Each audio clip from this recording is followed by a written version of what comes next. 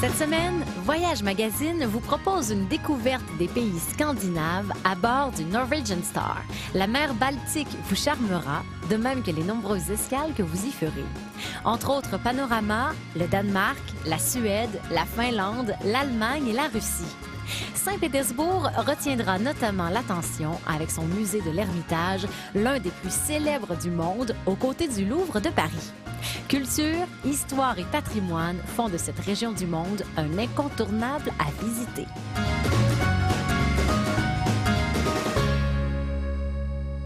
Bonjour, mesdames et messieurs, je vous souhaite la bienvenue à Voyage Magazine. Cette semaine, on vous propose une croisière qui sort clairement des sentiers battus en mer Baltique. On vous propose des destinations comme la Finlande, la Suède, le Danemark et même la Russie, rien de moins. C'est intéressant, ça, François-René? Bonjour. Bonjour. C'est vrai que c'est fascinant. Et c'est une belle croisière. Je dis souvent à les gens qui se demandent s'ils sont pour venir ou non, pensez-y, là, j'appelle ça une des croisières d'une vie. Là. Ah oui, à ce point-là. Genre de croisière que tu dis, je vais me payer ça une fois dans ma vie, il faut que j'aille voir d'autres horizons. Exactement. C'est ça, la croisière. Et là, c'est ça, c'est vraiment une découverte. C'est pas une croisière de vacances, non. On s'entend là-dessus. Là.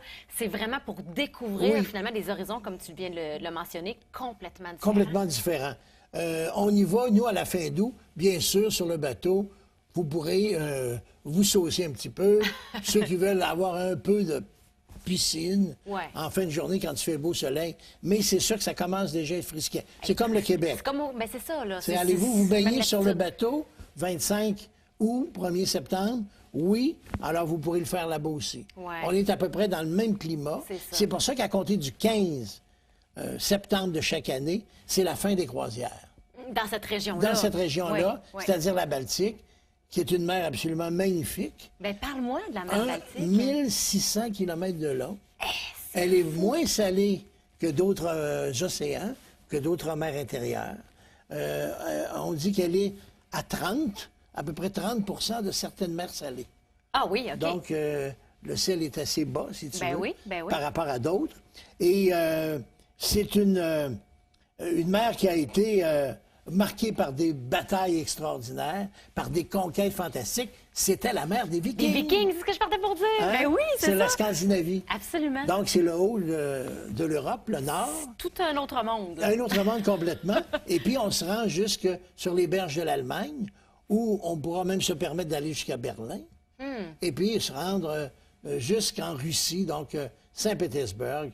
Alors, c'est une très, très belle croisière avec des destinations extraordinaires. Et même, il y a tellement de choses à voir à Saint-Pétersbourg. On reste 2 nuits overnight, comme on dit. Ah oui, c'est-à-dire que le bateau reste dans le port? Oui. Le bateau est accosté 2 jours plutôt qu'un. Donc, on va dormir une nuit toujours à bord, mais accosté en Russie. Excellent. Avec tous les passeports, les visas et les permis de toutes sortes, parce que c'est assez difficile de visiter la Russie par vous-même, seul ou autrement.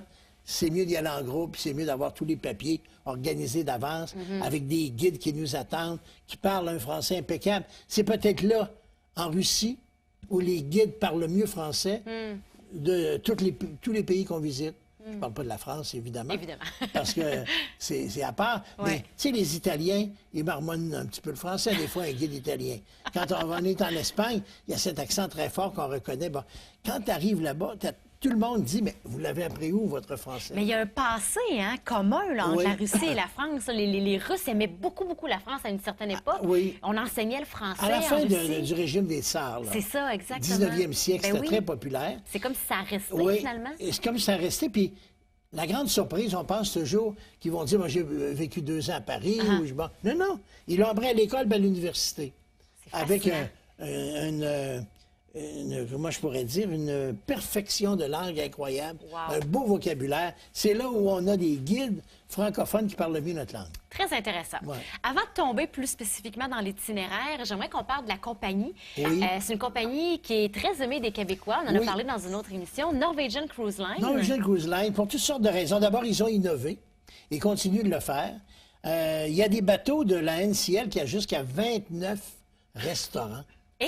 Il y a du différents, il y a du choix. C'est le freestyle, C'est le freestyle. Ils ont inventé ce genre de croisière où tu n'as plus besoin d'avoir ton veston, ton tuxedo, tes robes du soir. Tu y vas à ton rythme. Donc, en style libre. Tu manges avec qui tu veux, à l'heure que tu veux, dépendant de ce que tu fais dans la journée. Tu peux manger un soir à 6h30. Puis le lendemain, parce que justement, tu as veillé plus tard et puis tu es rentré à 8h seulement sur le bateau de la Russie, bien, tu peux peut-être ce soir-là aller manger à 9h, retourner le lendemain à 6h30. Il n'y a jamais de contraintes. Ça, c'est très, alors, c'est très populaire. Agréable. Ça, les Québécois aiment ça. NCL, Norwegian Cruise Line. Et là, le navire en question, quel est-ce? C'est le Star. D'accord. Qu'on a eu l'occasion, moi, j'ai eu l'occasion de le prendre à plusieurs reprises. L'an passé, sur cette même croisière. Également, il a été longtemps du côté de Los Angeles. Ah oui? Oui. Il faisait le Mexique en hiver. Il fait surtout la côte mexicaine. OK. Et puis, il s'en va faire la Baltique en été. Et la saison finit de bonne heure, comme on l'a dit. 15 septembre, là, c'est les dernières croisières. Alors, beau bateau, belle suggestion avec NCL pour passer des très, très bons moments. Et nous, on le fait aussi, ce voyage, avec un arrêt au Danemark. Hein? C'est-à-dire que c'est un vol qui part de Montréal, évidemment. On sera au Danemark. Et à la capitale du Danemark, Copenhague, on reste là 2 nuits. Aussi? Parce qu'on arrive dans l'après-midi. Donc, on prend la première journée pour se reposer. On prend une journée complète pour visiter. Ah, c'est génial! Et on peut voir vraiment très, très bien la ville de Copenhague avec sa mermaid, avec son nouveau port qu'on a revitalisé, qui est absolument magnifique, qui est d'ailleurs à 2 pas de notre hôtel. Ah oui! On va toujours au même hôtel. C'est un beau 4 étoiles qui est magnifique, juste à côté du nouveau port, hein? Nyhavn. C'est comme une ville moderne parce que justement, elle a été presque toute revitalisée. C'est moderne, revitalisé. Surtout ce coin-là. On a très bien réussi avec les rues piétonnières qui sont juste derrière. Donc, on est dans le secteur principal. Il y a le Palais Royal, c'est un royaume. Il y a le gouvernement, le Parlement, le Tivoli Garden. Il y a plein, plein de choses à voir. Donc, une belle ville à visiter. Ne serait-ce que pour Copenhague, la visite de la ville est formidable. Ça, c'est sûr. Et on sent tout de suite les Vikings.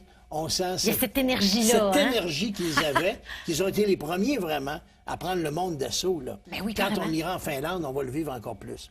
Alors donc, c'est 2 nuits à Copenhague qui sont incluses dans le prix, en plus de la croisière en Baltique. Wow! Donc, et là, juste avant d'aller à la pause, François, pourquoi avoir choisi ce produit-là, cette destination-là, et l'offrir aux gens de Québec? D'abord parce que c'est une destination exceptionnelle, une croisière d'une vie, comme on l'a dit tantôt.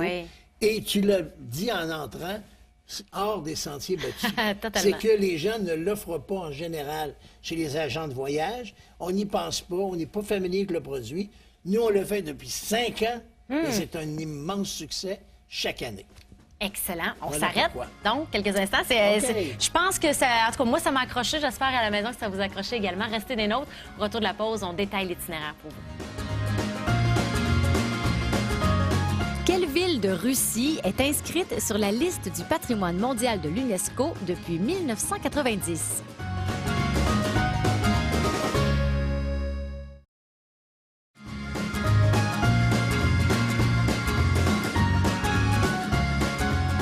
Saint-Pétersbourg est inscrite sur la liste du patrimoine mondial de l'UNESCO depuis 1990.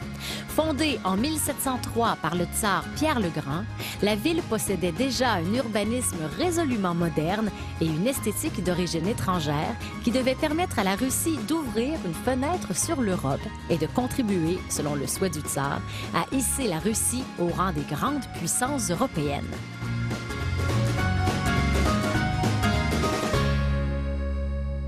François, on propose un voyage cette semaine, une croisière en mer Baltique. Voilà. On l'a dit, un voyage qui sort des sentiers battus.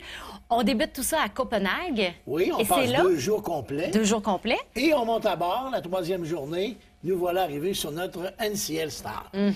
Alors, inscription, buffet d'accueil. Il y a toujours ça, hein, un buffet d'accueil. Une première journée, le Welcome Day, là, où il se passe quelque chose de particulier. C'est le fun. Alors, c'est le fun. Les gens qui sont habitués aux croisières s'y attendent aussi. Oui. Alors, donc, ça commence comme toutes les croisières. Et en fin d'après-midi, on quitte Copenhague et on va se retrouver déjà dans un autre pays le lendemain matin. Déjà, oui. Nous sommes en Allemagne. Wow! Oui. Alors là, c'est quelque chose de différent, bien sûr. L'Allemagne, on n'a pas eu l'occasion, souvent, de faire de voyages en Allemagne. Les Québécois y vont peut-être... À une certaine époque, il y avait beaucoup de Québécois qui y allaient à cause des gens de Valcartier. Hein, comme tu sais, il y avait une base militaire très importante, qui existe encore, mais on dirait qu'il y a moins de monde, on entend moins parler. Ouais, dans ma jeunesse, à moi, j'entendais beaucoup ça, des gens qui disaient mon fils, mon oncle, mon frère, bon, est en Allemagne, et on en profite pour aller le voir. Et, les Québécois y allaient un petit peu. Mais là, on entend moins parler. Mais là, on va visiter Berlin. Alors donc, c'est à ne pas manquer. Grande métropole, mais oui. La grande métropole, une ville extrêmement moderne, qu'on a amélioré. Quand tu penses que tout... C'est les grands perdants, bien sûr, de la dernière guerre. Ils ont couru après, tu me diras, mais le résultat est là pareil. Hein? C'est quand même surprenant quand tu penses que le Japon qui est si fort, qui était le grand perdant, et l'Allemagne, encore pire comme situation, et ce sont deux grandes forces économiques, puissance économique d'aujourd'hui. C'est fascinant, oui. La reconstruction en si peu de temps. Ils se sont reconstitués. C'est fascinant. Toute une nouvelle... façon de vivre, la ville qui était coupée en deux. On le revit encore quand on va à Berlin. Hein? Il y a le mur de Berlin. Qu'on peut voir 155 km. Aujourd'hui, il reste à peu près 5 km. On a gardé ça, vestige du passé, mémoire collective. Oui, c'est important. On ne voulait pas oublier ça, écouter tout ce qui s'est passé. Le mur de Berlin, c'est épouvantable. Quand on est à côté, on a encore le frisson dans le dos. Je suis sûre qu'on a divisé la ville en deux. Il y a des gens qui ne se sont pas vus, des parents, des enfants, des grands-parents, pendant des générations.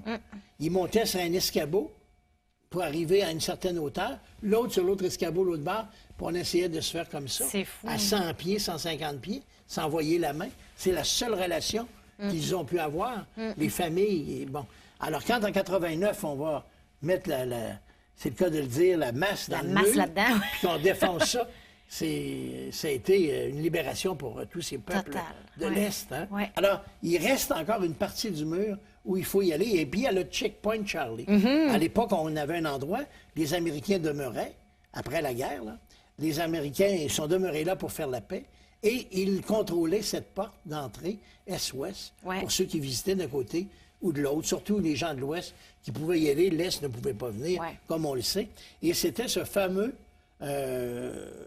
point de frontière qu'on appelait le Checkpoint Charlie. Et ça, on peut visiter ça encore. Il n'a pas la même mission ou vocation, mais il existe encore. Et c'est là où il y a à peu près le plus de monde. On est tous là. Il y a une ambiance de fête. C'est comme si chaque jour, là, on fêtait le mur qui est tombé. Ah oui, c'est bien beau, ça. À ce point-là, oui, wow. Moi, je peux rester là des heures. J'adore l'ambiance du Checkpoint Charlie. Ah oui. C'est quelque chose. Wow. On peut prendre des photos avec les soldats. Ils font un petit peu de mise en scène. Et puis, on revit ça. C'est vraiment quelque chose. Très intéressant. Et puis, il y a évidemment la place principale où il y a les portes de Brandebourg. On les voit tout le temps. C'est un peu comme la Tour Eiffel pour Paris. Hein? C'est l'image. Et puis, vous avez l'ambassade du Canada qui est à côté. L'ambassade des États-Unis qui est également de ce côté-ci des portes. Et juste en face, vous avez même la délégation du Québec. Ah oui, il y a une délégation du Québec. Vous êtes en plein cœur de Berlin, vous êtes aux portes de Brandebourg et vous voyez un drapeau américain, ça c'est correct, mais surtout pour nous, un drapeau canadien puis un drapeau québécois. Un drapeau québécois, les deux, là, en même temps sur la place. C'est quelque chose. Ah oui, j'avoue. Et puis on mange bien. C'est la bière, évidemment. C'est sans cérémonie parce que on sait, ils sont un peu fonceurs. Ils sont effrontés par moments, les Allemands. Et là, on n'est pas loin du Oktoberfest, là, parce que là, on parle d'une croisière du 25 août au 6 septembre. Oktoberfest, on est presque dedans. Non, on ne sent pas encore. Ah, OK. Parce que c'est au mois d'octobre, vraiment, que ça commence. Mais la bière est toujours là. L'ambiance est toujours là. Les saucisses, la choucroute, en fait, toute la nourriture qu'on aime. Parce que Québécois, on aime bien ça, manger... tu sais, le bon jambon à la bière, toutes des choses qu'on retrouve sur les tables là-bas. C'est des choses qu'on aime. Les strudels, les trucs aux pommes. On n'est pas dépaysés du tout au niveau de la nourriture. Donc, on passe une journée formidable à Berlin. J'imagine. Donc là, Berlin qui est le premier arrêt. Oui. Mais c'est pas tout, parce qu'on est au tout début de notre voyage encore. Oui.